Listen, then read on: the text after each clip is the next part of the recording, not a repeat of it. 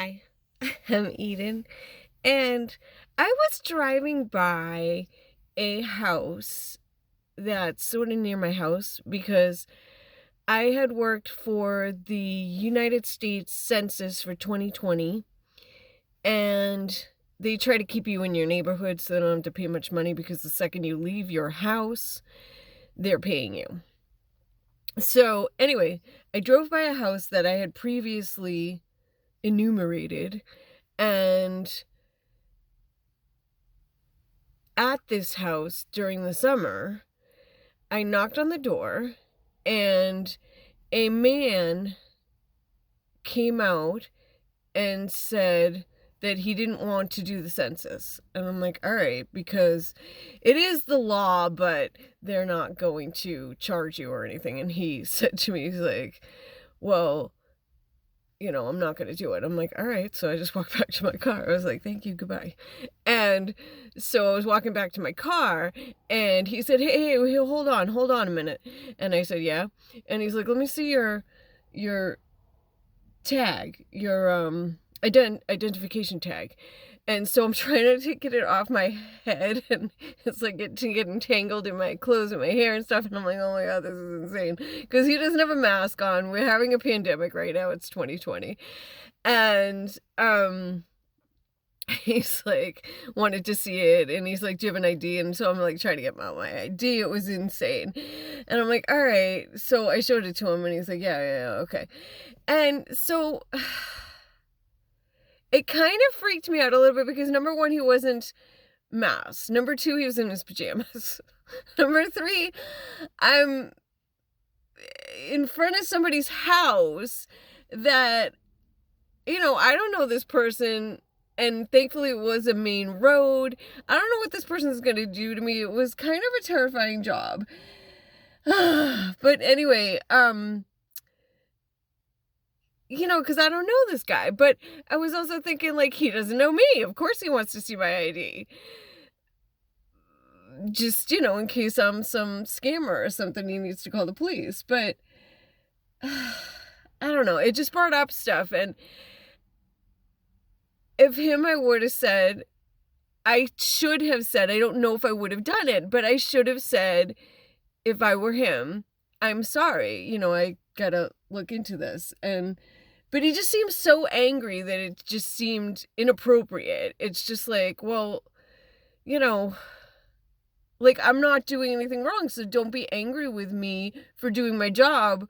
It's okay for you to check my ID, but don't be angry with me, or at least apologize after the anger, because I think that anger comes from being scared. Another incident that I had was way worse.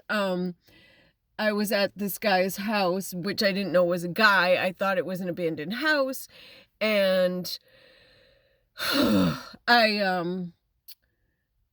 went to the neighbors because I thought it was an abandoned house. It just, like, it had a lamp post out, turned on. And I thought, why is this lamp post turned on if nobody lives here? I'm talking to his neighbors. And then I drove down the street to find out how many people lived in other houses for the census. And my supervisor was supposed to be coming to help me. So she drives up and I thought it was her. And instead it was this guy. He's in the passenger seat and they pulled over to the side of the road where my car was now. And he starts yelling at me. And his woman was driving, and I was like, well, like, he's yelling at me through the door, not masked, and he's yelling out the window, hanging out the window, and I'm like, what the hell, It's just like, I understand that I freaked you out because you had your camera on your lamppost, I believe, and I think that's why it was on, but once you figure out that I'm not a threat to you, at least apologize, because it was like this 10-minute tirade. I'm trying to find my ID and I'm, it is around my neck, but, I'm finding all this other information for him. And it just seemed ridiculous. It's just like, yeah, people get angry because we're scared, but we should apologize. And one time I didn't apologize because, yeah, I was angry. A man who lived in my neighborhood, I thought he was dumping the dog poop in a bag out in the woods or, on the street or whatever, because it's all over the place and I don't understand that.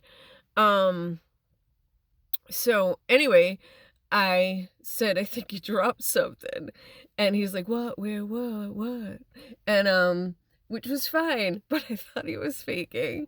And he had actually placed it in somebody else's garbage. And I was following him to find out about his barking dog because his dog used to bark. Now the dog's dead, I think. I'm not really sure. But I don't hear it barking anymore. But it was barking for 5 years, approximately 3 hours a day. But it wasn't every day. It was off and on. But it was incredibly annoying when you're home to hear this dog barking for 3 hours a day. And incredibly sad for the dog. I mean, I like cats, but I also like dogs. I like all animals. It's not right to have your dog barking. Number one, bothering everybody who's a person. Number two, it's just sad for the dog. So anyway, he didn't apologize, of course, but I had actually already talked to his wife, and I didn't accuse her of dumping poop, but she just closed the door in my face and said thank you, not I'm sorry. It's just like, I don't know, but I just don't want to be that person. I don't want to drop to that level again. I don't want to accuse people of doing things that they're not doing, because we all do that, but I should have apologized, and I didn't. I'm not gonna, because I'm kind of scared of him. Okay. All right. Bye.